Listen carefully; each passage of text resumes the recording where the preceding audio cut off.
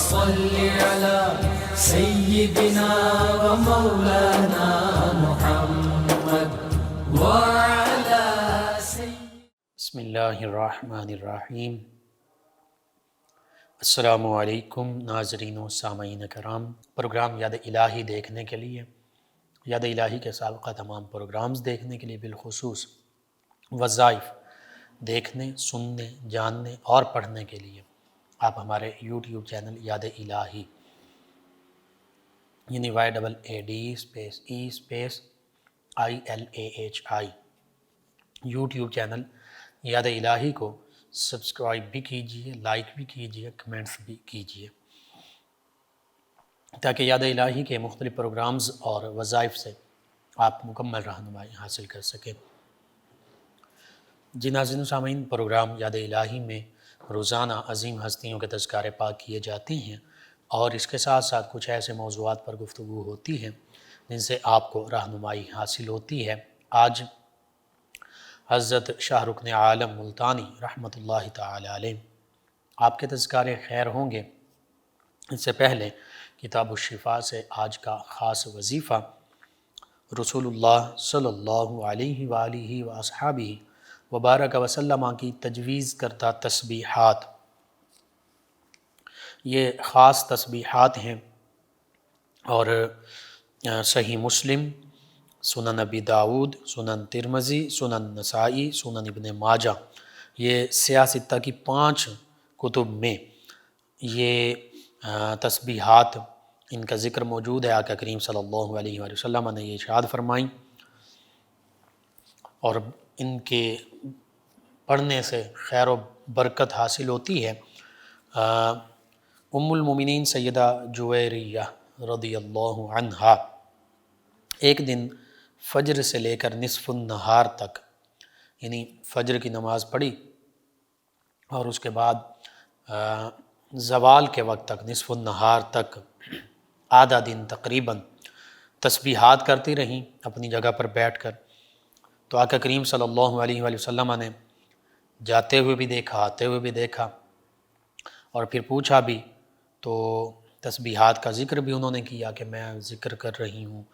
تو آپ صلی اللہ علیہ وآلہ وسلم نے ارشاد فرمایا، کیا میں تمہیں ایسے کلمات نہ سکھا دوں جو وزن میں ان تمام تسبیحات کے برابر ہوں؟ تو ام المومنین سیدہ جویریہ رضی اللہ عنہا نے عرض کیا، کیوں نہیں یا رسول اللہ صلی اللہ علیہ وسلم، آپ لازمی سکھائیے۔ تو نبی کریم صلی اللہ علیہ وآلہ وسلم نے پھر یہ درج ذیل کلمات جو ہیں یہ ارشاد فرمائے، یہ بتائے اور ساتھ یہ فرمایا کہ ان میں سے ہر کلمے کو 3 بار پڑھا کرو۔ وہ کلمات کیا ہیں؟ کلمات طیبات، اور ان کا ترجمہ بھی سماعت کر لیجئے۔ تو یہ 3 مرتبہ پڑھیں۔ اسی طرح میں پڑھ دیتا ہوں، 3 مرتبہ آپ سماعت کیجئے۔ سبحان اللہ عدد خلقہ، سبحان اللہ عدد خلقہ، سبحان اللہ عدد خلقہ۔ دوسرا کلمہ سبحان اللہ زینت عرشہ، سبحان اللہ زینت عرشہ، سبحان اللہ زینت عرشہ۔ تیسرا کلمہ سبحان اللہ رضا نفسہ، سبحان اللہ رضا نفسہ، سبحان اللہ رضا نفسہ۔ اور چوتھا کلمہ سبحان اللہ مداد کلماتہ، سبحان اللہ مداد کلماتہ، سبحان اللہ مداد کلماتہ۔ اور اگر وقف کریں گے تو پھر سبھی کے اینڈ پہ چونکہ ہا ہے تو خلقی، عرشی، نفسی، کلماتی یوں پڑھیں گے۔ ترجمہ کچھ یوں کہ اللہ تعالیٰ کی پاکی ہے، اللہ تعالیٰ ہر عیب سے، ہر نقص سے، خامی سے پاک ہے، اور اللہ تعالیٰ کی پاکی ہے اس کی مخلوق کی تعداد کے برابر، اس کے عرش کے وزن کے برابر، اس کی ذات کی رضا کے برابر، اور اس کے کلمات کی سیاہی کے برابر۔ تو یوں مخلوقات کی تعداد بھی بے شمار، عرش کا وزن بھی ہمیں معلوم نہیں، کافی ہے، اور اس کی ذات کی رضا وہ بھی بے شمار، کلمات کی سیاہی بے شمار، تو یوں بے شمار مرتبہ اللہ کی تسبیح، اللہ کی پاکی ہم بیان کرتے ہیں۔ یہ نبی رحمت صلی اللہ علیہ وآلہ وسلم نے 4 کلمات ہیں، یہ ارشاد فرمائے کہ کوئی فجر سے نصف النہار آدھے دن تک، جسے ہم زوال کا وقت کہتے ہیں، تسبیحات پڑھتا رہے، اور کوئی صرف یہ 4 کلمے 3 مرتبہ پڑھ لے، تو یہ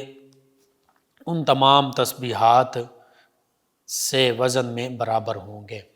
اتنا زیادہ اس کا اجر و ثواب اور خیر و برکت ہے، تو ضرور ہمیں اس کو اپنے معمول میں شامل کرنا چاہیے اور عاد و وظائف میں شامل کرنا چاہیے۔ آپ اپنے اعزاء، اقرباء، رشتہ دار، دوست، احباب، پڑوسی، محلہ دار، امت مسلمہ تک یہ پہنچائیے۔ میرے آپ کی ہمارے بتانے سے ہمارے کسی ایک بھی مسلمان بھائی، مسلمان بہن، مسلمان فرد کا فائدہ ہوتا ہے، تو انشاءاللہ یہ ہمارے لیے دین و دنیا آخرت میں بھلائی، فائدے، نجات اور شفا کا باعث ہوگا۔ اللہ سبحانہ و تعالی ہمیں آسانیاں عطا فرمائے، ہمیں آسانیاں بانٹنے والا بنائے، مشکلات سے ہماری حفاظت فرمائے، آمین۔ جی ناظرین و سامعین، حضرت شیخ رکن الدین ابو الفتح شاہ رکن عالم ملتانی رحمۃ اللہ تعالی علیہ، آپ کا خانوادے کا ذکر کیا جائے، سلسلہ نسب کا ذکر کیا جائے، تو نبی رحمت صلی اللہ علیہ وآلہ وسلم کے خاندان یعنی قریش سے تعلق رکھتے ہیں، قریشی ہیں، یعنی آپ کا سلسلہ نسب نبی کریم صلی اللہ علیہ وآلہ وسلم کے سلسلہ نسب کے ساتھ جا کر کسی ایک پشت میں جا کر متصل ہو جاتا ہے، تو قریشی ہیں، اور نبی کریم صلی اللہ علیہ وآلہ وسلم کے قرابت دار، خانوادے، خاندان سے، قبیلے سے تعلق رکھتے ہیں۔ نبی رحمت صلی اللہ علیہ وآلہ وسلم نے قریش کی فضیلتیں بیان فرمائیں، اور پھر نبی کریم صلی اللہ علیہ وآلہ وسلم کا یہ گھرانہ، یہ قبیلہ، یہ خاندان وہ ہے کہ سیدنا جبریل امین علیہ السلام نے جب عرض کیا تھا کہ یا رسول اللہ صلی اللہ علیہ وسلم، میں نے زمین و آسمان میں گھوما پھرا، دیکھا، لیکن اے محمد صلی اللہ علیہ وآلہ وسلم، آپ جیسی کوئی ہستی نہیں، آپ جیسا کوئی دوسرا نہیں، اور آپ کے خاندان، آپ کے قبیلے یعنی بنو ہاشم اور قریش، بنی اسماعیل، اس جیسا کوئی خاندان نہیں۔ اور خود نبی کریم صلی اللہ علیہ وآلہ وسلم نے کہ کئی فرامین مبارکہ میں یہ ملتا ہے کہ آپ نے فرمایا کہ اللہ تعالیٰ نے سیدنا ابراہیم علیہ السلام کو منتخب فرمایا، ان میں سے سیدنا اسماعیل علیہ السلام، پھر بنی اسماعیل کو، پھر بنی کنانہ کو، پھر بنو قریش کو، اور پھر فرمایا بنو ہاشم کو۔ تو یہ سارے اللہ کے چنیدہ، پسندیدہ، محبوب قبائل ہیں، لوگ ہیں، اور پھر فرمایا کہ بنو ہاشم میں سے مجھے منتخب فرمایا، یعنی بالخصوص نبوت و رسالت کے لیے، اور ختم نبوت، ختم رسالت کے لیے۔ تو نبی کریم صلی اللہ علیہ وآلہ وسلم کے قریشی خاندان کے ساتھ آپ کا تعلق یہ بہت بڑا اعزاز ہے، اور یہ وہ سعادت ہے کہ جو بزور بازو حاصل نہیں کی جا سکتی، اللہ تعالیٰ کا خاص فضل و کرم۔ پھر اولیاء اللہ کا مقام و مرتبہ جو ہے اور شان جو ہے وہ وراء الورا ہے، اللہ کے محبوب ہیں، اللہ کے مقرب بندے ہیں، اللہ کے دوست ہیں۔ تو قریشی خانوادے سے تعلق، اور پھر آپ کے دادا جان حضرت شیخ بہاؤالدین غوث زکریا ملتانی رحمۃ اللہ تعالی علیہ، اپنے وقت کے بہت بڑے اللہ کے ولی، غوث، اور سلسلہ سہروردیہ کے یہاں بر صغیر پاک و ہند میں پیشوا، یہاں برصغیر پاک و ہند میں بالخصوص جو سلسلہ سہروردیہ کا فیضان پہنچا ہے، شیخ شہاب الدین سہروردی علیہ رحمہ کے خلیفہ تھے حضرت شاہ رکن عالم ملتانی علیہ رحمہ کے دادا جان حضرت شیخ بہاؤالدین غوث زکریا ملتانی رحمۃ اللہ تعالی علیہ۔ تو یوں حقیقت یہ ہے کہ اس سلسلے کا خاص فیضان اسی گھرانے سے اور ان ہستیوں سے آگے پہنچا۔ شیخ بہاؤالدین زکریا ملتانی علیہ رحمہ کا اپنا بلند مقام، عالم باطن، عالم حق، عالم ربانی۔ پھر حضرت شاہ رکن عالم ملتانی علیہ رحمہ کے والد گرامی، ان کا نام شیخ صدر الدین عارف ہے رحمۃ اللہ تعالی علیہ۔ یہ حضرت خواجہ بہاؤالدین زکریا ملتانی علیہ رحمہ کے صاحبزادے ہیں۔ والدہ ماجدہ آپ کی، ان کا نام بی بی راستی، اور راستی سیدھے راستے کو، سچائی کو، پرہیزگاری کو کہتے ہیں، حق کو کہتے ہیں۔ تو سارا گھرانہ ہی اللہ کے ولیوں کا گھرانہ، اور بی بی راستی رحمۃ اللہ تعالی علیہ عابدہ، زاہدہ، متقیہ بھی تھیں، اور قرآن مجید فرقان حمید کی حافظہ بھی تھیں، اور حضرت خواجہ بہاؤالدین زکریا ملتانی علیہ رحمہ کی مرید بھی تھیں اور بہو بھی ہیں۔ اور ان کا یہ معمول تھا حضرت شاہ رکن عالم ملتانی علیہ رحمہ کی والدہ کا کہ وہ روزانہ مکمل قرآن مجید فرقان حمید، ایک قرآن پاک روزانہ پڑھا کرتی تھیں، یعنی سورہ فاتحہ سے لے کر سورہ والناس تک روزانہ قرآن مجید فرقان حمید پورا پڑھ لیتی۔ یہ آپ کے والدین کا مقام و مرتبہ ہے، اولیاء اللہ میں سے ہیں، اللہ سے محبت کرنے والے، اللہ کے حبیب صلی اللہ علیہ وآلہ وسلم سے محبت کرنے والے، اللہ کرنے والے، پاک صاف رہنے والے، قرآن کریم کی تلاوت کرنے والے، لبوں پر اللہ ہی کا ذکر ہر لمحے جاری ہے۔ تو ایسے گھرانے میں آپ کی ولادت باسعادت ہوئی، اور پھر ابھی آپ کی ولادت باسعادت نہیں ہوئی تھی تو ایک روز آپ کی والدہ ماجدہ، شاہ رکن عالم ملتانی علیہ رحمہ کی والدہ ماجدہ بی بی راستی رحمۃ اللہ تعالی علیہ اپنے سسر حضرت خواجہ بہاؤالدین زکریا ملتانی علیہ رحمہ کے پاس سلام کرنے کی خاطر حاضر ہوئیں، تو اس وقت شاہ رکن عالم ملتانی علیہ رحمہ اپنی والدہ ماجدہ کے شکم مبارک میں 7 ماہ کے تھے۔ تو حضرت خواجہ غوث بہاؤالدین زکریا ملتانی علیہ رحمہ آپ کی والدہ ماجدہ کے آنے پر کھڑے ہو گئے، ان کی تعظیم کی، تو آپ کی والدہ کو بڑا تعجب ہوا۔ تو اس موقع پر حضرت خواجہ بہاؤالدین زکریا ملتانی علیہ رحمہ نے فرمایا کہ بیٹا، یہ تعظیم اس بچے کی ہے جو تمہارے شکم میں ہے، اور یہ بچہ اس خاندان کا چراغ ہوگا، روشنی کا باعث بنے گا۔ آپ کی ولادت باسعادت کے حوالے سے روایات میں ملتا ہے کہ 9 رمضان المبارک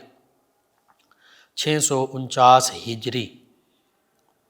یہ آپ کی ولادت باسعادت ہوئی، تقریباً 900 - 950 سال پہلے، یا 800 سال تقریباً پہلے، 850 سال، 750 سال، 700-800 سال پہلے آپ کی ولادت باسعادت جمعۃ المبارک کے دن 9 رمضان المبارک کو ہوئی 649 ہجری میں۔ اور پھر آپ کے دادا جان ہی نے آپ کا اسم گرامی رکن الدین رکھا، کنیت آپ کی ابو الفتح ہے، لقب آپ کا فضل اللہ، اردو میں بولیں تو فضل اللہ۔ اور تعلیم و تربیت کے حوالے سے اگر ذکر کیا جائے تو یہی ہستیاں ہیں، آپ کے والد گرامی شیخ صدر الدین عارف علیہ رحمہ، آپ کی والدہ ماجدہ بی بی راستی رحمۃ اللہ تعالی علیہ، اور آپ کے دادا جان بالخصوص غوث بہاؤالدین زکریا ملتانی علیہ رحمہ۔ انہوں نے آپ کی ابتدائی تعلیم کا انتظام بھی کیا اور تربیت بھی کی، یوں سمجھیے کہ گھر میں ہی تعلیم اور تربیت پائی، اور بالخصوص یہ آپ کے گھر میں ایک معمول تھا کہ سبھی باوضو رہتے تھے، قرآن کریم کی تلاوت کرتے تھے، ہر اکثر اوقات میں اللہ کا ذکر ہوتا، ورد ہوتا، حتیٰ کہ جو گھر میں خادمائیں تھیں، گھر میں کام کرنے والیاں، ان کی بھی تربیت ایسے ہوئی تھی کہ وہ کوئی بھی کام کرتی تو ساتھ قرآن کریم کی تلاوت یا اللہ کرتی رہتی، اللہ کا ذکر کرتی رہتی۔ حتیٰ کہ یہی وجہ تھی کہ جب آپ بولنے کی عمر کو پہنچے تو سب سے پہلے جو لفظ آپ نے بولا وہ لفظ اس میں ذات، اس میں جلالت اللہ، یہی بولا۔ اور یہی مسلمان ماؤں، مسلمان گھرانوں کا شیوہ ہونا چاہیے کہ گھروں میں بچوں کے سامنے اللہ کا ذکر کیا جائے، قرآن کریم کی تلاوت، درود پاک، نعتیں پڑھی جائیں، انہیں نعتیں سنائی جائیں، تلاوت سنائی جائے، اللہ کا ذکر سنایا جائے، خود کیا بھی جائے، تاکہ بچہ جب شروع سے ہی یہ سنے گا تو پھر اس کے دل میں اللہ کی یاد، قرآن کریم کی تلاوت، درود پاک اور یہ ساری اللہ کے حبیب صلی اللہ علیہ وآلہ وسلم کی محبت، نعت کی صورت میں، درود پاک کی صورت میں یہ چیزیں پیدا ہوں گی۔ حتیٰ کہ آج تو سائنس بھی یہ کہتی ہے کہ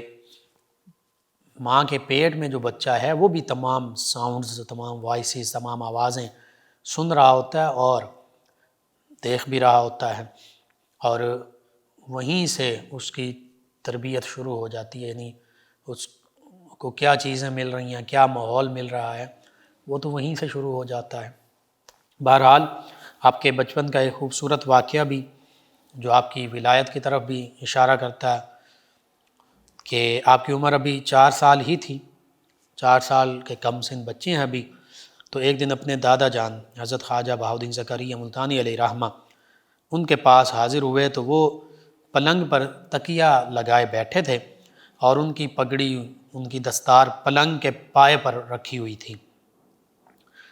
پایا جو ہوتا ہے وہ تھوڑا اونچا ہوگا، اس کے اوپر رکھی ہوگی۔ تو آپ کے والد حضرت شیخ صدر الدین عارف علیہ رحمہ وہ بھی پلنگ کے پاس ہی بیٹھے تھے، تو شاہ رکن عالم علیہ رحمہ پلنگ کے پائے کی طرف پہنچے اور دستار پلنگ کے پائے سے اٹھائی اور اپنے سر پر رکھ لی۔ تو شاہ رکن عالم ملتانی علیہ رحمہ کے والد گرامی شیخ صدر الدین عارف علیہ رحمہ نے آپ کو منع کیا اور آپ سے وہ دستار، وہ پگڑی اتارنے کو کہا، تو آپ کے دادا جان حضرت خواجہ بہاؤالدین زکریا ملتانی علیہ رحمہ نے آپ کے والد سے فرمایا، بابا صدر الدین تم اس کو منع نہ کرو، کیونکہ اس نے دستار بطور حق کے اپنے سر پر رکھی ہے اور میں نے یہ دستار اس کو دی، یعنی میرے بعد یہ اس ولایت کا وارث بنے گا، فیضان ولایت کا، اور میری دستار کا بھی وارث بنے گا، اور روحانی جو معاملات اور معاملات ہیں ان کو بھی آگے بڑھائے گا۔ تو بس یہ واقعہ آپ کی ولایت کی طرف بھی، آپ کے سجادگی کی طرف بھی، آپ کی روحانی اور جو کمال کی طرف بھی اشارہ کر رہا ہے۔ یوں ہی ہوا جب حضرت شیخ رکن الدین عالم ملتانی علیہ رحمہ آپ کے والد گرامی کا وصال ہوا شیخ صدر الدین عارف علیہ رحمہ، تو آپ سجادہ نشین بنے اور وہی دستار اپنے دادا جان کی وہ آپ کے سر پر رکھی گئی، وہی آپ نے اپنے سر پر رکھی، اور حضرت شیخ شہاب الدین سہروردی علیہ رحمہ کا خرقہ جو آپ کے والد سے آپ کو ملا تھا اور انہیں اپنے دادا جان سے اور انہیں شیخ شہاب الدین سہروردی علیہ رحمہ سے ملا تھا، وہ خرقہ، وہ بھی یوں سمجھیے جبہ، وہ بھی آپ نے زیب تن فرمایا۔ اسی طرح آپ کی بیعت جو ہے وہ اس حوالے سے ملتا ہے کہ اپنے والد گرامی شیخ صدر الدین عارف علیہ رحمہ ان سے بھی بیعت تھی، اور بعض روایت میں اپنے دادا جان کا بھی ذکر ملتا ہے۔ بہرحال اپنے والد گرامی حضرت شیخ صدر الدین عارف علیہ رحمہ کے آپ مرید بھی تھے اور خلیفہ اعظم بھی تھے، اور پھر اپنے والد گرامی کے وصال کے بعد ہی حضرت شاہ رکن عالم ملتانی علیہ رحمہ آپ سجادہ نشین مقرر ہوئے، اور پھر لوگوں کی رہنمائی کے لیے انہیں قرآن و حدیث، فقہ اور بالخصوص علم الاحسان تزکیہ باطن اس کا آپ درس دیا کرتے، اور اللہ تعالیٰ کی کافی مخلوق جو ہے آپ سے وہ فیضیاب ہوئی۔ آپ چونکہ آپ کا جو دور ہے یہ حضرت بہاؤالدین زکریا ملتانی علیہ رحمہ کا مبارک دور، یہ حضرت بابا فرید الدین رحمۃ اللہ تعالیٰ علیہ کا دور ہے، اور ان ہستیوں کی بلکہ یوں کہہ لیجئے کہ خواجہ قطب الدین بختیار کاکی رحمۃ اللہ تعالیٰ علیہ کی بھی خواجہ بہاؤالدین زکریا ملتانی علیہ رحمہ کے ساتھ دوستی تھی۔ وہ سلسلہ چشتیہ کے عظیم پیشوا حضرت خواجہ معین الدین چشتی اجمیری علیہ رحمہ کے خلیفہ ہیں، یہ سلسلہ سہروردیہ کے پیشوا اور خواجہ شہاب الدین سہروردی علیہ رحمہ کے خلیفہ ہیں، ان ہستیوں کے آپس میں محبت۔ پھر بابا فرید الدین بن شکر رحمۃ اللہ تعالی علیہ اور بہاؤالدین زکریا ملتانی علیہ رحمہ، ان کے آپس میں محبت کا عالم تھا، دوستی تھی، آپس میں ملاقاتیں ہوتی تھیں، خطوط لکھے جاتے تھے۔ یہ محبت کا سلسلہ چلتا رہا، حتیٰ کہ پھر ایک وقت آیا کہ حضرت شاہ رکن عالم ملتانی علیہ رحمہ اور بابا فرید الدین رحمۃ اللہ تعالی علیہ کے خلیفہ حضرت خواجہ سید نظام الدین اولیاء علیہ رحمہ، ان کے آپس میں دوستی رہی، اور یہ دوستی ایسی تھی کہ جب بھی حضرت شاہ رکن عالم ملتانی علیہ رحمہ یہ دہلی تشریف لے جاتے تو حضرت نظام الدین اولیاء علیہ رحمہ جو ہے آگے بڑھ کر سب سے پہلے ان کا استقبال کرتے۔ اور پھر اس کے ساتھ ساتھ یہ بھی ذہن میں رکھیں کہ عام طور پہ سلسلہ چشتی اور قادریہ کے بزرگان جو ہیں یہ سلاطین وقت بادشاہوں حکمرانوں سے نہیں ملا کرتے تھے عام طور پر۔ ہاں کہیں کوئی خاص ملاقات ہو جائے، وہ حاضر ہو جائیں تو پھر بھی یہ لیت و لال سے کام لیا کرتے تھے۔ ایسے بھی واقعات ملتے ہیں کہ سلسلہ چشتیہ کے بزرگان نے منع کر دیا بادشاہوں کو اپنے وقت کے، انہوں نے کہا کہ ہم ملنا چاہتے ہیں۔ بعض وقت کوئی بادشاہ آیا تو آپ اپنی خانقاہ سے تشریف لے گئے، اولیاء چشت، اولیاء قادریہ کے حوالے سے بھی یہ ملتا ہے۔ لیکن یہ ضرور رہا ہے کہ تمام سلاسل طریقت کے بزرگان دین، چاہے سلسلہ نقشبندیہ ہو، سہروردیہ، چشتیہ، قادریہ، وہ اپنے اپنے وقت کے حکمرانوں کو اصلاح اور تنبیہ ان کی کیا کرتے تھے، ان کو واضح و نصیحت اور ان کو اپنا پیغام بھیجا کرتے تھے کہ تم قرآن و سنت اور شریعت کے مطابق حکمرانی کرو اور عدل و انصاف کا نظام قائم کرو، رعایا کے ساتھ اچھا سلوک کرو، شریعت کے مطابق خود بھی شریعت کی پابندی کرنے والے بنو، عوام کو بھی شریعت کی پابندی کرنے والا بناؤ۔ اس حوالے سے بالخصوص سلسلہ نقشبندیہ اور سلسلہ سہروردیہ کے جو اولیاء اللہ ہیں ان کا یہ ذکر ملتا ہے کہ وہ سلاطین وقت کے ساتھ ان کا خاص تعلق بھی ہوا کرتا تھا، ان کے پاس تشریف بھی لے جایا کرتے تھے اور ان کو تنبیہ بھی کیا کرتے تھے، ان کی رہنمائی بھی کیا کرتے تھے۔ تو سلسلہ سہروردیہ کے حوالے سے حضرت شاہ رکن عالم ملتانی علیہ رحمہ آپ کا یہ معمول تھا۔ پہلے سلطان علاء الدین خلجی یہ آپ کا معتقد تھا، آپ کا عقیدت مند تھا، آپ سے محبت کرنے والا، تو یہ آپ کو درخواست پیش کیا کرتا تھا، آپ کو تشریف آوری کے لیے دعوت دیا کرتا تھا کہ آپ دہلی تشریف لائیں۔ تو سلطان علاء الدین خلجی کے دور میں آپ 2 مرتبہ دہلی تشریف لے گئے، اور اسی طرح سلطان قطب الدین ایبک کے دور میں 3 مرتبہ آپ دہلی تشریف لائے، تو یوں 5 مرتبہ آپ دہلی تشریف لائے۔ ان تمام مرتبہ یعنی 5 مرتبہ جب آپ دہلی تشریف لاتے تو حضرت خواجہ نظام الدین اولیاء علیہ رحمہ یہ آپ کے استقبال کرتے، حتیٰ کہ اپنی خانقاہ سے نکل کر دہلی کے باہر تک آتے، آپ کے استقبال کرتے، آپ کو خوش آمدید کہتے، مرحبا کہتے، اور پھر خواجہ نظام الدین علیہ رحمہ سے آپ اس وقت کی جو جامع مسجد دہلی تھی اس میں جا کر ملاقات بھی کرتے، آپس میں ملاقاتیں ہوتی، محبت کی باتیں ہوتی، راز و نیاز کی باتیں ہوتی، اللہ کی محبت کی باتیں ہوتی، تصوف پر گفتگو ہوتی، کیا کیا اسرار و رموز کی باتیں ہوتی ہوں گی۔ تو اسی طرح ایک روز حضرت خواجہ نظام الدین اولیاء علیہ رحمہ سے آپ کی ملاقات ہوئی تو شاہ رکن عالم ملتانی علیہ رحمہ کے بھائی شیخ عماد الدین اسماعیل بھی اس موقع پر آپ کے ساتھ تھے، تو انہوں نے اس سے ملاقات کو غنیمت سمجھتے ہوئے سوال کیا کہ نبی کریم صلی اللہ علیہ وآلہ وسلم کی جو ہجرت مبارکہ ہے اس میں کیا حکمت تھی؟ تو آپ نے اس سوال کا جواب دیتے ہوئے فرمایا کہ غالباً اس میں ایک حکمت یہ تھی کہ نبی رحمت صلی اللہ علیہ وآلہ وسلم کے بعض کمالات اور درجات کا ظہور جو ہے اور فیوز و برکات جو ہیں، بعض کمالات اور فیوز و برکات و اصحاب صفہ کی صحبت پر بھی انہیں موقوف رکھا گیا تھا۔ انہیں اصحاب صفہ نے صحبت پائی تو فیوز و برکات ان تک منتقل ہوئے، اس میں وہ تصوف بھی ہے، علم احسان بھی ہے، قرآن و حدیث سنت کا تمام علم بھی ہے، تربیت بھی ہے، کئی چیزیں ہیں، تزکیہ بھی ہے۔ تو خواجہ نظام الدین اولیاء علیہ رحمہ نے پھر آپ نے بھی اس کا جواب دیا۔ پہلا جواب شاہ رکن عالم ملتانی علیہ رحمہ نے دیا آپ نے یہ جواب دیا کہ فقیر کو ایسا معلوم ہوتا ہے کہ اس میں ایک حکمت یہ بھی تھی کہ مدینہ طیبہ کے بعض فقراء جن کے لیے نبی کریم صلی اللہ علیہ وآلہ وسلم کی سعادت صحبت حاصل کرنا محال تھا، وہ اس نعمت سے مشرف ہو جائیں۔ یعنی نبی کریم صلی اللہ علیہ وآلہ وسلم اگر مدینہ طیبہ میں ہی رہتے، مکہ المکرمہ میں ہی تشریف فرما رہتے، مدینہ طیبہ ہجرت نہ فرماتے، کہیں اور بھی حکمتیں ہوں گی، لیکن ان حکمتوں کا ذکر آپ کر رہے ہیں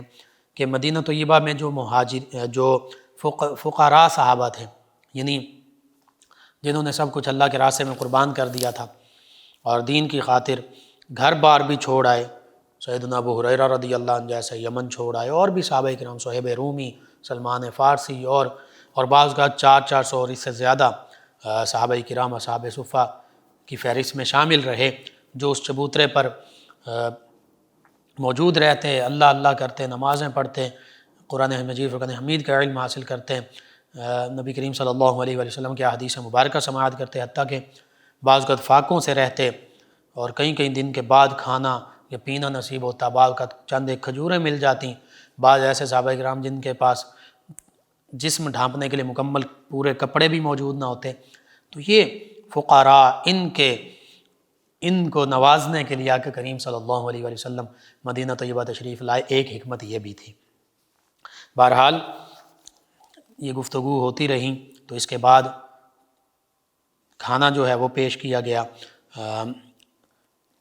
حضرت خواجہ نظام الدین اولیاء علیہ رحمہ آپ کی طرف سے، اور آپ کے خادم خاص اقبال،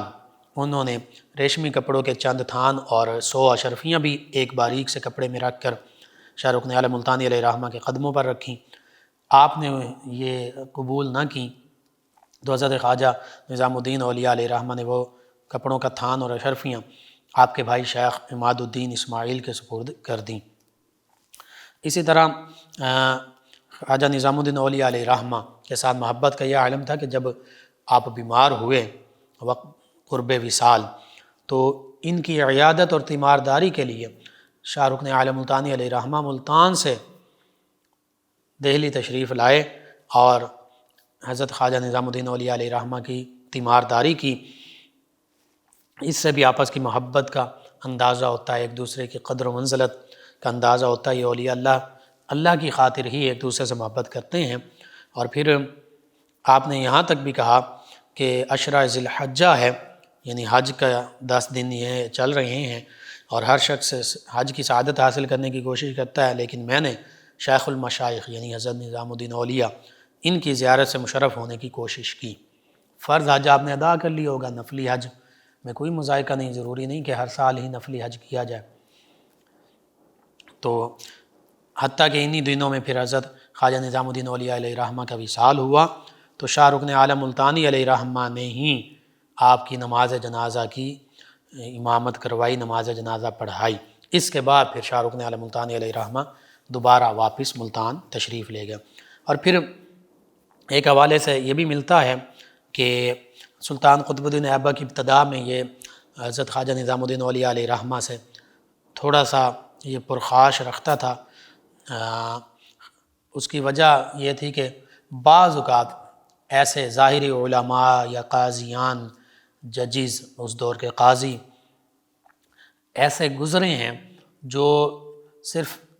حسد کی بنا پر مختلف اولیاء اللہ یا مختلف علماء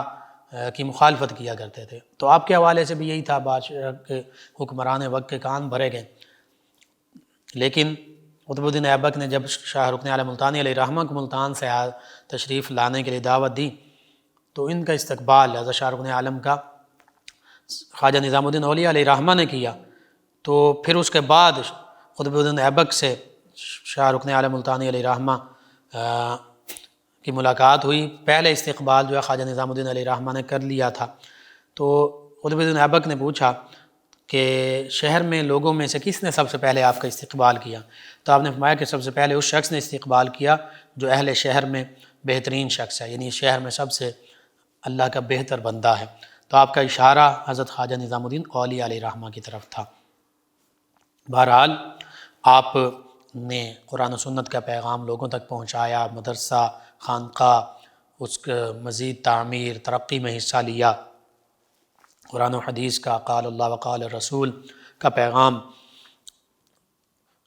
قلوب کی پاکیزگی کا پیغام لوگوں تک پہنچایا، اور آپ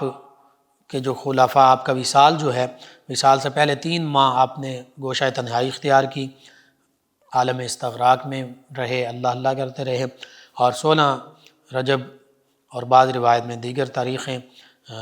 جمادی الثانی کی بھی، اس میں آپ کا وصال ہوا، اور ملتان میں ہی آپ کا مزار مبارکہ مرجع خلائق ہے، پرانا جو قلعہ ہے غالباً وہاں پر۔ تو آپ کے وصال کے بعد آپ کے بھائی حضرت شیخ عماد الدین اسماعیل یہی آپ کے سجادہ نشین ہوئے، اور غالباً انہی کی اولاد پھر آگے جو ہے وہ سجادگی کے لیے یہ نظام چلتا رہا۔ آپ کے دیگر خلفاء، سب سے بڑے خلیفہ تو آپ کے بھائی شیخ عماد الدین اسماعیل ہیں، پھر سید جلال الدین بخاری جنہیں مخدوم جہانیہ جہاں گش کہتے ہیں، یہ آپ کے خلفاء میں سے ہیں، اچ شریف والے۔ پھر حضرت شیخ عثمان سیاح، اسی طرح حضرت حاجی چراغ دین، حضرت شیخ حمید الدین سلطان التارکین قرشی الہنکاری۔ آپ کی سیرت، اخلاق، کردار دیکھا جائے تو 7 سال کی عمر سے ہی نماز اور روزے کے پابند تھے، نماز باجماعت پڑھتے، تہجد، اشراق، چاشت اور اوابین کے نوافل پڑھتے، رمضان کے روزے رکھتے، محرم کے 10 دنوں کے روزے رکھتے، ذکر خفی بھی کرتے، ذکر خفی قلبی، اور ذکر جلی بھی کرتے، یعنی زبان پر بھی اللہ اللہ کا ورد جاری ہوتا، دل میں بھی اللہ اللہ کی صدائیں ہوتیں، اور مراقبہ اور محاسبہ بھی کرتے۔ مراقبہ یہ کہ خاموشی کے ساتھ گردن جھکا کر اللہ کی طرف سے فیوز و برکات، فیض کا انتظار کرنا، یہ بھی آپ کے معمول میں شامل تھا۔ دیگر عبادات، ریاضات، مجاہدات، ان میں آپ مشغول رہتے۔ کشف قلوب آپ کو حاصل تھا، طی عرض حاصل تھا، طی لسان حاصل تھا، حتیٰ کہ 10 سال کی عمر میں یہ کرامات حاصل تھیں۔ دلوں میں جو باتیں ہیں وہ اللہ کی عطا سے جان لینا، اور زیادہ فاصلہ تھوڑے وقت میں طے کر لینا، یہ ساری چیزیں۔ اور پھر آپ کی خوبیوں میں عبادت و ریاضت، زہد و تقوی، عفو و درگزر، جود و سخا، نصیحت و شفقت، الفت و محبت، مروت و بردباری، کسر نفسی اور اعلیٰ اخلاق، یہ آپ کی شخصیت کا حصہ تھے۔ خوراک کم تھی، لیکن جو کھاتے اچھا کھاتے، جو حاجت مند آپ کے پاس آتا خالی ہاتھ واپس نہیں جاتا، لوگوں کی ضرورتیں پوری کرتے ہیں، اسی وجہ سے آپ قبلہ حاجات مشہور ہو چکے تھے، جو کچھ آتا اس کو فوراً خرچ کر دیتے۔ سلطان علاء الدین خلجی آپ کو جب آپ دہلی تشریف لاتے تو لاکھوں تنکے پیش کرتا، تنکا کرنسی کا نام، آج کے سمجھ لیں وہ کروڑوں اربوں روپے ہو سکتے ہیں، آپ وہ سب خرچ کر دیتے، آپ کے واپسی پر 5 لاکھ تنکے تک بھی آپ کی بارگاہ میں پیش کرتا، لیکن آپ سب کچھ مسلمانوں میں، درویشوں میں، فقیروں میں، ضرورت مندوں میں تقسیم کر دیا کرتے، ہر ایک سے بڑی محبت کے ساتھ پیش آتے۔ آپ کی تعلیمات کا ذکر کیا جائے تو ان کا خلاصہ یہی ہے کہ اللہ تعالیٰ کا ذکر کرنے کا آپ حکم دیتے، اللہ کے حبیب صلی اللہ علیہ وآلہ وسلم کی محبت، شریعت مطہرہ کی پابندی، قلب اور باطن کی پاکیزگی، اور موت کی یاد، اللہ کی محبت، یہی آپ کی تعلیمات کا خلاصہ ہیں۔ حتیٰ کہ باطنی پاکیزگی حاصل ہونے کے حوالے سے آپ فرماتے ہیں کہ جب یہ باطنی پاکیزگی حاصل ہوتی ہے، عام طور پہ آپ فرماتے ہیں کہ بندہ جو اب عام باطن کی گندگی کی طرف یعنی غفلت میں پڑ جاتا ہے، تو پھر اس کی صفات یہ حیوانی اوصاف سے یہ متصف ہو جاتا ہے، یعنی جانوروں کی طرح کے اس کے معمولات ہوتے ہیں، اور جب یہ تزکیہ باطن پا لیتا ہے تو ملکوتی اوصاف اسے حاصل ہو جاتے ہیں، فرشتوں کی طرح۔ پھر کیا ہوتا ہے کہ ظلم کی بجائے پھر عفو و درگزر اور معافی اس کا شیوا بن جاتا ہے، غضب کی بجائے، غصے کی بجائے حلم اور بردباری اور نرمی اور رحم دلی اس کا شعار بن جاتا ہے، تکبر کی بجائے عاجزی اور انکساری اس کا وتیرہ بن جاتا ہے، اور بخل کی بجائے سخاوت، اللہ کے راستے میں خرچ کرنا، یہ اس کا معمول بن جاتا ہے، اور حرص کی بجائے، لالچ کی بجائے ایثار، اللہ کے راستے میں اپنا سب کچھ لٹا دینا اپنی ضرورت کے باوجود، یہ اللہ تعالیٰ اسے خوبیاں عطا فرماتا ہے۔ آپ کی کافی کرامات ہیں، ایک خاص کرامت یہ کہ منگول جو ہیں، مغل جو ہیں، یہ ملتان پر حملہ آور ہونے کے لیے ملتان کے قریب آ گئے، لوگ آپ کی بارگاہ میں حاضر ہوئے، دعا کے طالب ہوئے، آپ نے کچھ دیر مراقبہ کیا، سر جھکایا، آنکھیں بند کیں، اور پھر فرمایا کہ مغل چلے گئے۔ اور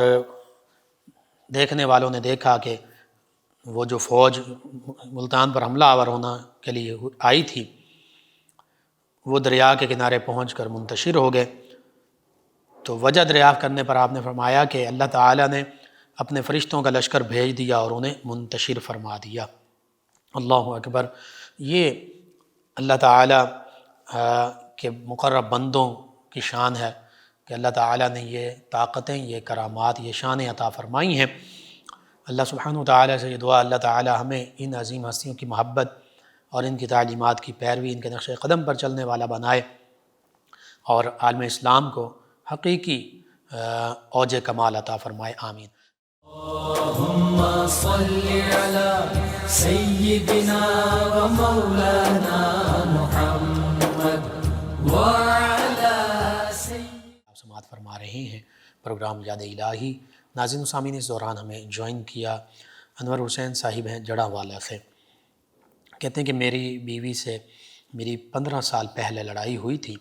اور میں نے زبانی کلامی اسے طلاق دے دی تھی۔ 15 سال سے ہم ساتھ ہی رہ رہے ہیں، لیکن تعلق نہیں ہے کوئی بھی کسی قسم کا۔ اس معاملے میں مجھے کیا کرنا چاہیے؟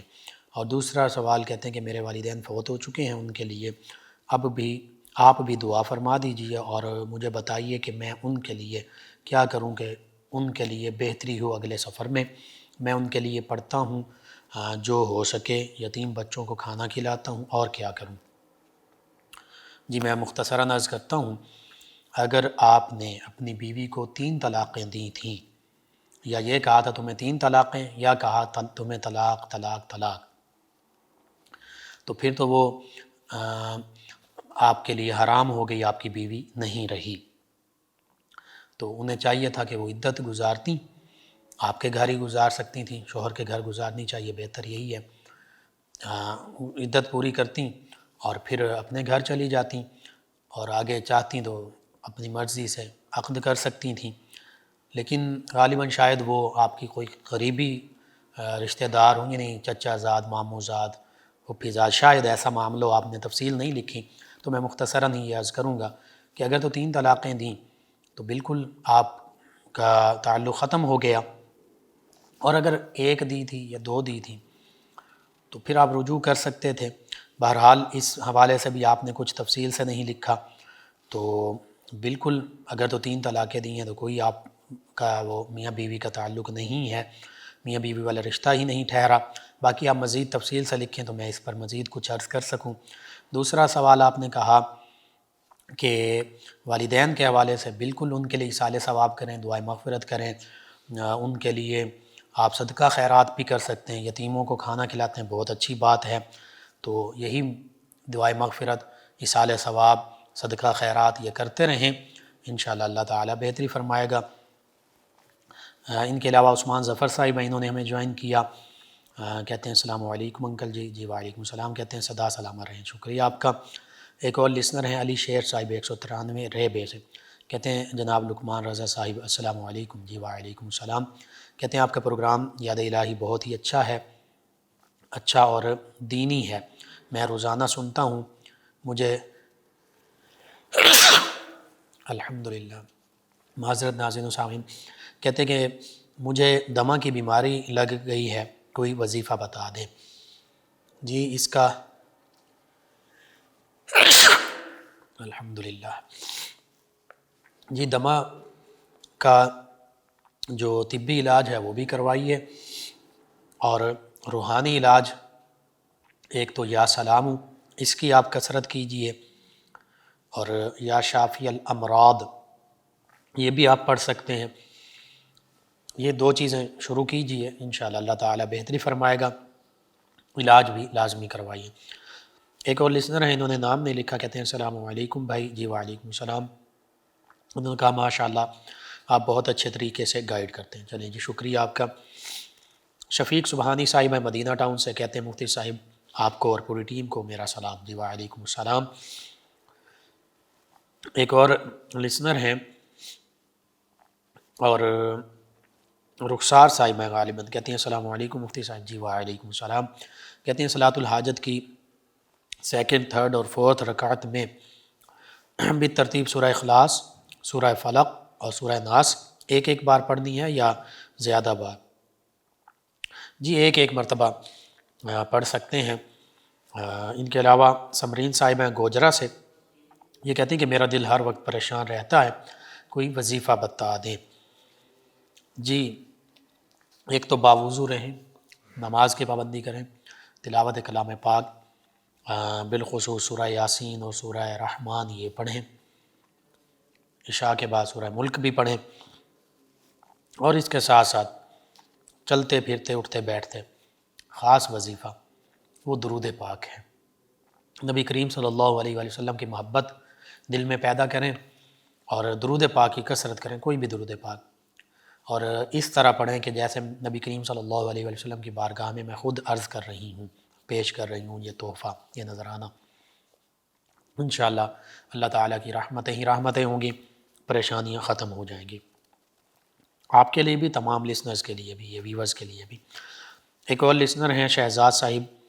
فیصل آباد سے، کہتے ہیں السلام علیکم. جی وعلیکم السلام. کہتے ہیں مکڑی کو مار سکتے ہیں یا نہیں؟ بلا وجہ نہیں مار سکتے. اگر واقعتاً کوئی ایسا معاملہ بستر پر یا اس طرح تکلیف دے رہی ہے، ایذا دے رہی ہے، تو پھر آپ کے لیے یہ رخصت ہو سکتی ہے کہ مار دیں، لیکن عام طور پہ مکڑی یا چونٹیاں یا ان کو نہیں مارنا چاہیے.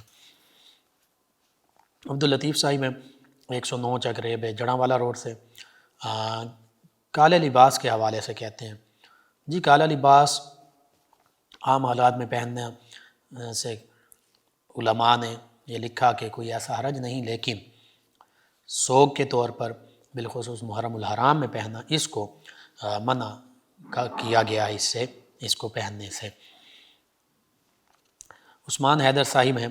چک جمرہ سے، کہتے ہیں لقمان بھائی آپ کو سن کر دل باغ باغ ہو گیا. چلیں جی شکریہ، آپ کی محبت ہے. اب تمام ویورز لسنرز کا شکریہ. ایک اور لسنر ہیں، کہتے ہیں السلام علیکم لقمان بھائی کیا حال ہے آپ کا؟ جی وعلیکم السلام الحمدللہ. انہوں نے کہا آپ کا پروگرام بہت اچھا ہوتا ہے، دل کو بہت رہنمائی ملتی ہے، اور گھر والے سب مل کر بہت شوق سے آپ کا پروگرام سنتے ہیں. کہتی ہیں کہ میرا نام نیہا ہے، فیصل آباد رمضان آباد سے بات کر رہی ہوں. انہوں نے کہا کہ ہمارا ستیلا بھائی پیسے لے گیا، لیکن مانگنے کے باوجود مانگ کر لے گیا، وہ دے نہیں رہا، کوئی وظیفہ بتا دیں. جی میں عرض کرتا ہوں اس حوالے سے والدین اور بڑے بزرگ جو ہیں ان سے بات کی جائے. اور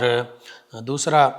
اس کا وظیفہ یہی ہے کہ آپ یا مالک الملکی، یا مالک الملکی اس کو کثرت سے پڑھیں، اللہ تعالیٰ بہتری فرمائے گا. درود پاک بھی پڑھ سکتے ہیں، درود تنجینا بھی پڑھ سکتے ہیں.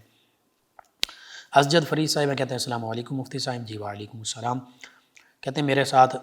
ہر کوئی زیادتی کر جاتا ہے، میں کسی سے زیادتی نہیں کرتا، کوئی وظیفہ بتا دیں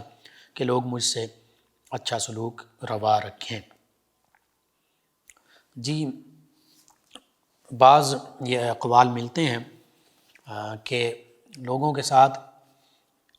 حد سے زیادہ میٹھے بھی نہ ہو جاؤ کہ وہ تمہیں نگل لیں، اور حد سے زیادہ کڑوے بھی نہ ہو جاؤ کہ وہ تمہیں تھوک دیں. یعنی اعتدال اور میانہ روی. آپ بے شک اخلاق اور محبت سے پیش آئیں، لوگوں سے سلام، خندہ پیشانی، مسکراہٹ جو سنت نبوی ہے مسلمان بھائیوں سے پیش آئیں، لیکن اتنے زیادہ نرم یا اتنے زیادہ نہ بچھ جائیں کہ وہ آپ کی اس نرمی سے ناجائز فائدہ اٹھا سکیں.